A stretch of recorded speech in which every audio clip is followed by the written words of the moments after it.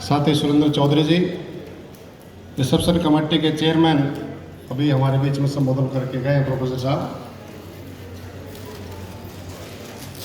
General secretary NM Sreedharan जी, जिनकी तबीयत भी ठीक नहीं है लेकिन इसके बावजूद भी हमारे बीच में उपस्थित हैं। CI2 की नेशनल सेक्रेटरी और लगातार संघर्षों में हमारे बीच मौजूद रहने वाली कॉमरेड AR सिंधु, सर्व कर्मचारी संघ हरियाणा के president Shri Naresh Kumar Shastri, CI2 state committee के जनरल सेक्रेटरी साथी जय भगवान, सर्व कर्मचारी संघ के हमारे प्रधान, किसान सभा के प्रधान रहे master Sher Singh ji, all India किसान सभा हरियाणा के प्रेसिडेंट मास्टर बलबीर सिंह जी, और ये आयोजन हो रहा है, हरियाणा ने इसको होस्ट किया है।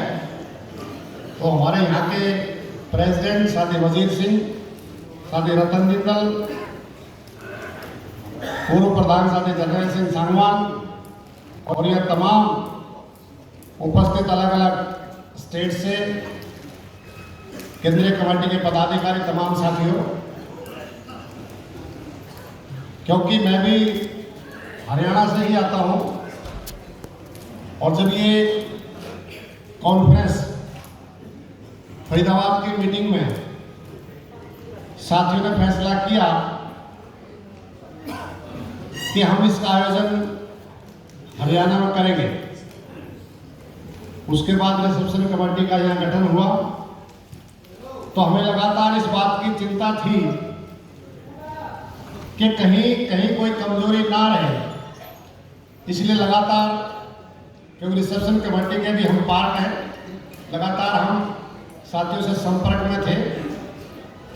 लेकिन आज मुझे बड़ी खुशी है कि जिस तरीके से शानदार कार्यक्रम का आयोजन आपने किया है, मैं आपका बहुत बहुत हरियाणा की कमेटी का, यहाँ के वॉलंटियर का, तमाम हरियाणा के जो हमारे साथी हैं जिन्होंने किसी भी प्रकार से इसमें सहयोग दिया है, तन से, मन से, धन से, वाकई में बहुत शानदार कार्यक्रम का आयोजन यहाँ हो रहा है।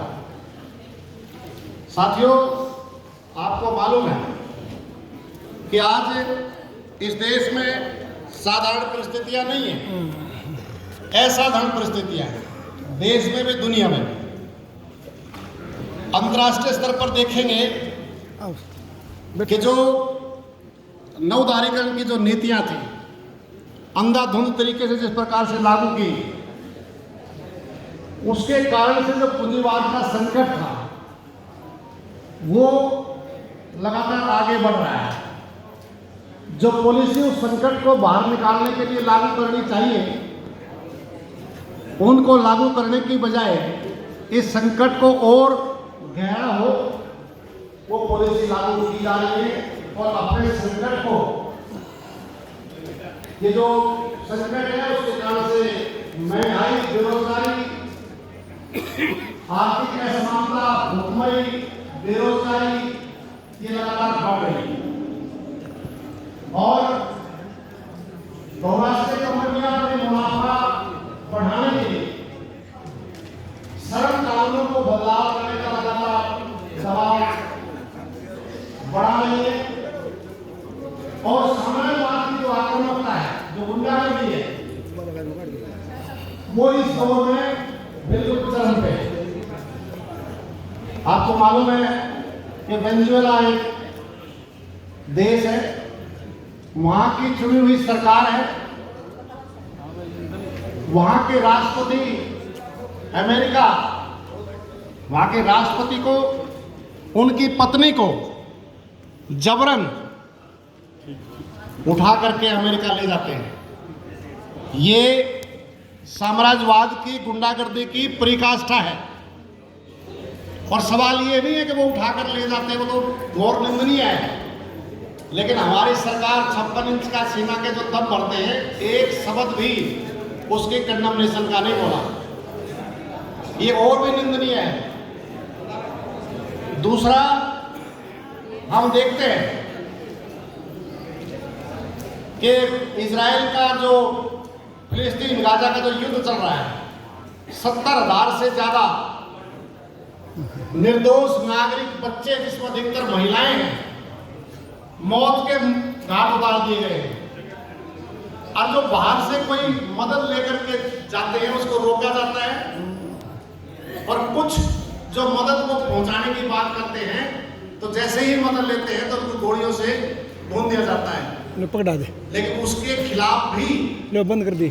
जो भारत का रुख है वो आप सबको मालूम है कि घोर आपत्तिजनक है। तो ये स्थिति हमारे सामने है। दूसरा, हिंदुस्तान की अंतर्राष्ट्रीय वित्तीय पूंजी द्वारा संचालित क्या बात है, वेरी गुड, वेरी गुड। नीतियों को बहुत आक्रामकता के साथ लागू किया जा रहा है, और यहाँ जो सत्ता पर कब्जा है, नमस्ते, क्या बात है ये सांप्रदायिक ताकतों का जो कॉर्पोरेट का जो नेक्सस है उसका गठजोड़ है, और साम्राज्यवाद के साथ इनका तालमेल है। तो ये जो पॉलिसी लागू कर रहे हैं उससे जो महंगाई, बेरोजगारी, कुपोषण, आर्थिक असमानता बढ़ रही है, ट्रेड अधिकारों के ऊपर लगातार हमले हो रहे हैं, डेमोक्रेटिक ट्रेड राइट्स के ऊपर तो बड़े पूंजीपति हैं, कारपोरेट घराने हैं, उनको लाखों करोड़ रुपए की छूट दी जा रही है, टैक्सों को माफ किया जा रहा है। लेकिन कॉन्फ्रेंस में बोल रहे हैं तो जो सामाजिक सुरक्षा का लाभ है, बुढ़ापे का सहारा है, पेंशन है, उसके ऊपर भी हमला बोल रहे हैं। दूसरा, सरकार का कहना है कि आज हमारे जो संस्थाएं हैं, ईडी है, सीबीआई है, इनकम टैक्स है, इलेक्शन कमीशन है, इन सब का इस्तेमाल करके हमने सबको डराया है। लेकिन आज भी, इसके बावजूद भी इस देश में कुछ ताकतें हैं जो सरकार के जन विरोधी फैसले, निर्णयों को, जन विरोधी नीतियों को लेकर के सरकार से आंख में आंख डाल करके उसका विरोध कर रहे हैं। अब हमने उनको सबक सिखाना है। तो आपको मालूम है कि इस देश में 44 श्रम कानून, उसमें से 29 को खत्म करके 4 लेवल कोर्ट्स बनाए हैं। डिटेल में सीआईटी के हमारे 2 बड़े नेता बैठे हैं, वो बोलेंगे, लेकिन मैं इतना ही कह सकता हूं कि अगर ये 1 अप्रैल से लागू हुए तो निश्चित तौर से इस देश में मजदूरों का संगठन बनाना, उसका रजिस्ट्रेशन बरकरार रखना, उसका रजिस्ट्रेशन करवाना, हड़ताल करना, ये बहुत कठिन होने जा रहा है।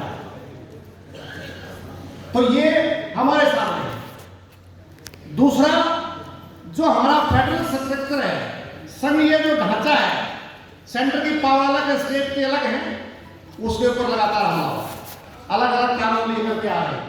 केंद्र सरकार पूरी की पूरी जो ताकतें हैं पास इकट्ठा करना चाहता है, इसलिए